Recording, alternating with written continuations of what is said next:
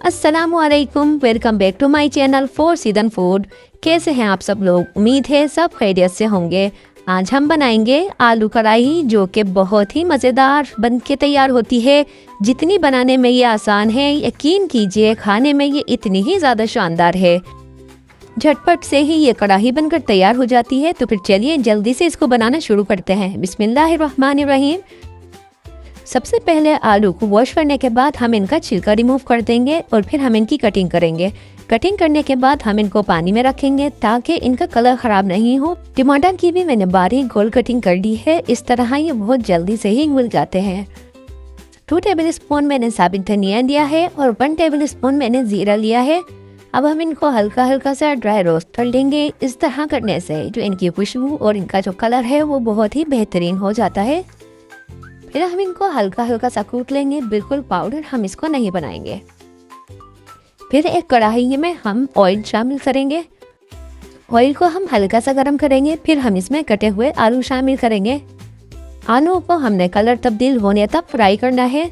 चमचा मुसलसल चलाते रहिएगा, नहीं तो फिर आलू चिपक जाते हैं, इससे इनकी शेप खराब होती है। इस दौरान आपसे एक छोटी सी रिक्वेस्ट है, अगर आप चैनल पर नए हैं तो हमारे चैनल फॉर सीजन फूड को सब्सक्राइब ज़रूर कर दीजिएगा और साथ बेल आइकन को भी प्रेस कर दीजिएगा ताकि हमारी नई आने वाली तमाम रेसिपीज़ का नोटिफिकेशन आसानी से आप तक पहुंच सके, क्योंकि ये आपकी तरफ से हमारी हौसला अफजाई होती है, हमारे लिए एक इनाम होता है।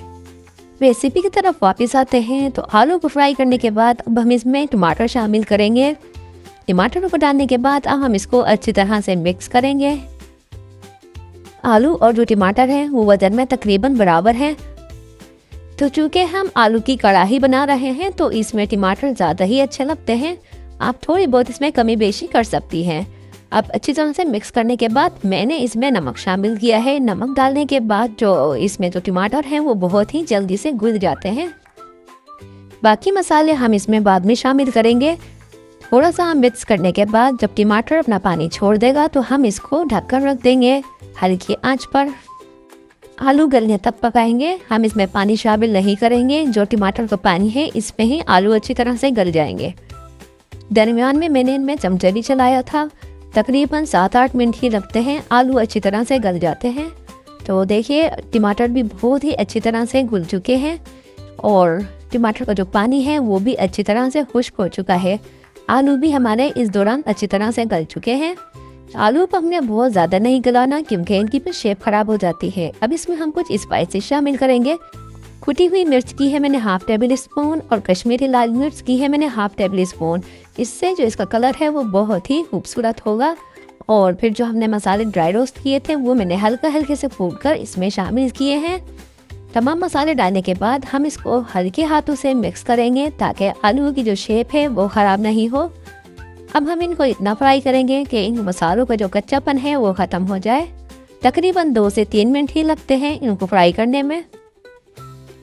इस दौरान जो ऑयल है वो भी ऊपर आना शुरू हो चुका है। अब हम इसमें शामिल करेंगे 3 अदद हरी मिर्च, जो कि अपने हिसाब से कम ज़्यादा कर सकते हैं। फ्रेश पुदीना मैंने लिया है यहाँ पे। आप जो ड्राई होता है पुदीना वो भी इधर इस्तेमाल कर सकते हैं। मैं इस रेसिपी में हरे धनिया का इस्तेमाल नहीं कर रही। पुदीने से जो इसका टेस्ट है वो बहुत ही बेहतरीन बन के तैयार होगा। बिल्कुल हल्के फ्लेम पर हम इसको फ्राई करेंगे तकरीबन 2 से 3 मिनट। इसको हमने बहुत ज़्यादा ड्राई नहीं करना। सब्जियां जो हैं वो बहुत जल्दी ही अपना कलर तब्दील कर लेती हैं। तो जैसे ही सब्जियों का कलर तब्दील होगा हमने फ्लेम को ऑफ कर देना है। और लीजिए हमारी बहुत ही मज़ेदार सी ये आलू कढ़ाई बनकर तैयार हो चुकी है।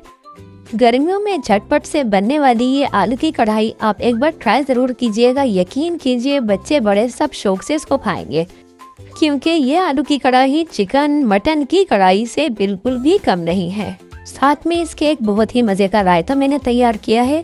करना यह है, फ्रेश दही में थोड़ा सा नमक मिक्स करने के बाद एक दरमियाना प्याज चॉप करके मैंने इसमें शामिल किया है। ऊपर से थोड़ी सी कुटी हुई मिर्च छिड़की है। लीजिए मज़ेदार रायता तैयार है। अगर आपको हमारी ये वीडियो ज़रा भी अच्छी लगी हो तो लाइक करना मत भूलिएगा। और अभी तक आपने हमारे चैनल फॉर सीजन फूड को सब्सक्राइब नहीं किया है तो जल्दी से सब्सक्राइब भी कर दें। अपने दोस्तों फैमिली मेंबर्स के साथ इस रेसिपी को शेयर करना मत भूलिएगा। अगली रेसिपी तक के लिए मुझे अब दीजिए इजाज़त। वीडियो देखने का बहुत शुक्रिया।